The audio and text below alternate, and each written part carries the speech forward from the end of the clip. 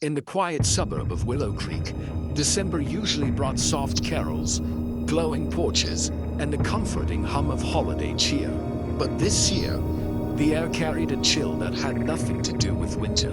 It began when David and Emily Carter decided to decorate their home not extravagantly, just enough to make their children smile. Twinkling lights lined the roof, a cheerful Santa waved from the yard, and reindeer stood proudly in the snow. For years, the Carters' display had been the heart of the neighborhood. Families stopped by to take pictures, kids giggled under the candy cane arch, and even strangers left small thank you notes. It was tradition, simple, joyful, harmless, until the letter came. It arrived in a plain white envelope, stamped with the seal of the Willow Creek Homeowners Association.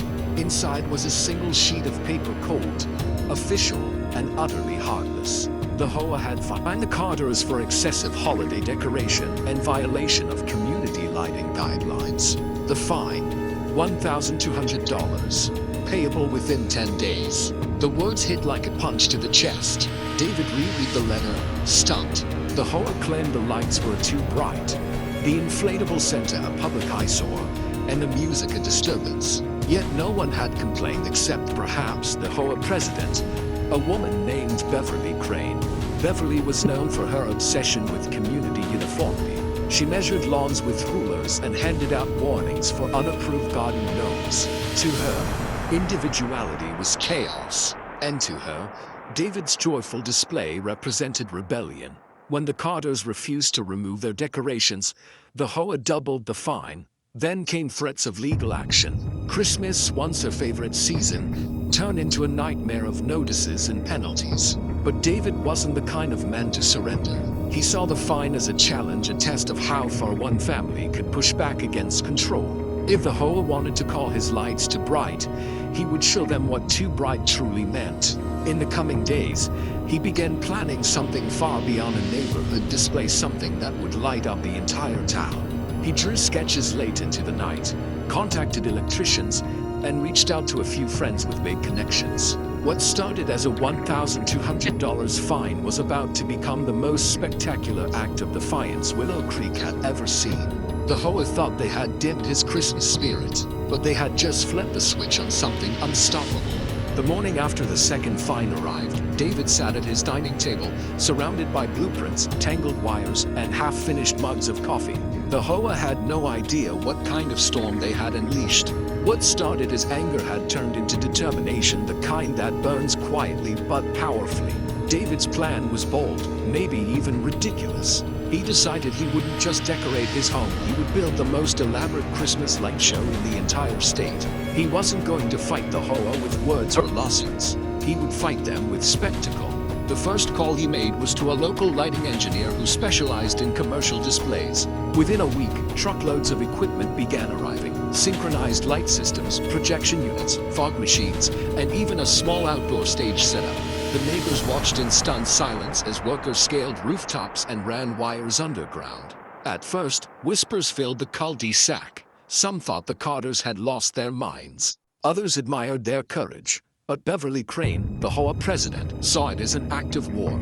She stormed through the neighborhood taking photos, jotting notes, and threatening more fines. Yet the more she tried to stop him, the more determined David became. By mid-December, the Carter house had transformed into a glowing fortress of creativity. Thousands of LEDs wrapped every inch of the roof, synchronized to a playlist of classic carols that pulls perfectly with every beat. Giant snowflakes shimmered across the garage doors. A projection of Santa's sleigh danced across the night sky. Even the driveway glowed with lights embedded beneath clear resin panels, making it look like guests were walking on starlight. Then David made one final move. He announced the Willow Creek Christmas Spectacular on social media. Within hours, local news picked it up. By the end of the week, thousands of people were sharing it online, cheering on the man who dared to defy his HOA in the name of Christmas spirit. The HOA, however, wasn't cheering. Beverly called an emergency meeting, vowing to shut the show down before the first light turned on. But it was too late. On December 20th, the town gathered outside the Carter home. Cameras flashed, children laughed. The countdown began.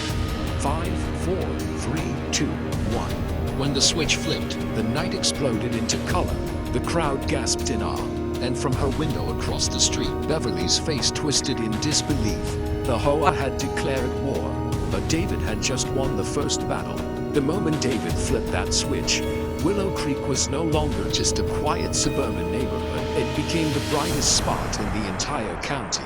The synchronized lights danced in perfect harmony with the music, creating a spectacle that could be seen from miles away. The air filled with the scent of hot cocoa, laughter, and a hum of car engines as people poured in from surrounding towns to witness what they called the Rebellion Christmas. Every 30 minutes, a new sequence played: Santa flying across the night sky, the Grinch sneaking along the roof, even a dazzling fireworks-like finale that painted the clouds in red and green light. The show was so grand that the power grid briefly flickered under the load.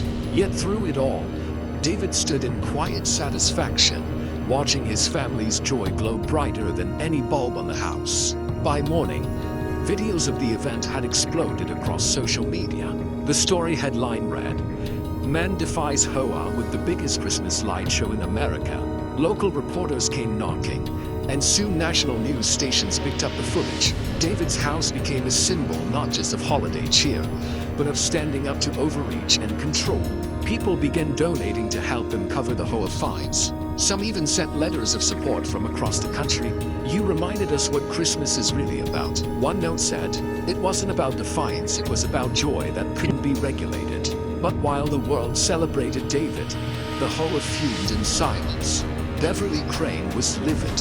Her inbox overflowed with messages calling her a real-life Grinch. The board was flooded with complaints not about the lights, but about her leadership.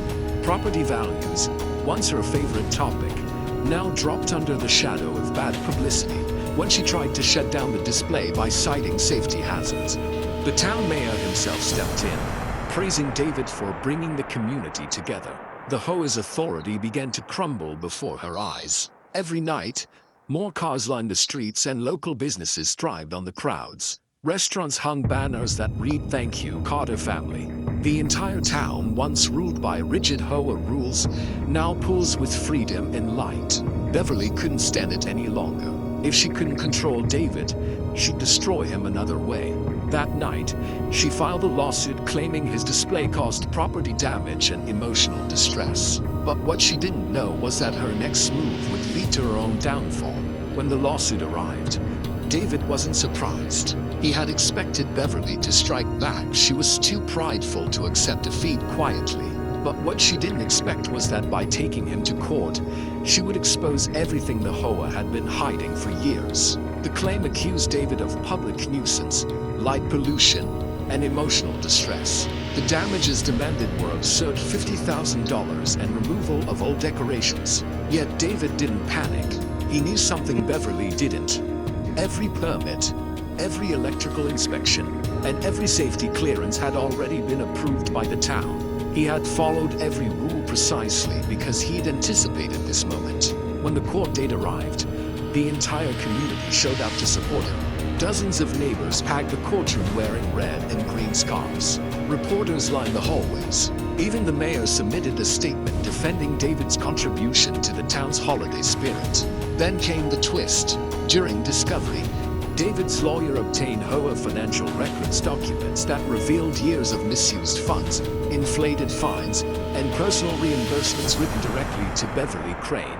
The courtroom fell silent as the evidence flashed across the screen. The HOA president had been secretly paying herself with homeowners' fees. In that instant, the tide turned. The judge dismissed the case against David entirely and ordered a full audit of the HOA's finances. What followed was a domino effect of chaos for the board. Members resigned one by one. Residents demanded refunds for their bogus fines. And within weeks, the HOA was forced into bankruptcy. Beverly lost everything: her title, her reputation, and the control she'd clung to for years. She sold her house quietly and moved away, while Willow Creek celebrated its newfound freedom. For the first time in decades, residents could decorate their homes however they wanted. The neighborhood transformed into a vibrant sea of color, each house reflecting the spirit of its owner, not the rules of an association. As for David, his story didn't end there. His Christmas light show became a yearly tradition, growing larger every season. The donations he once received to pay fines now went to local charities and children's hospitals. His display wasn't just famous, it was meaningful.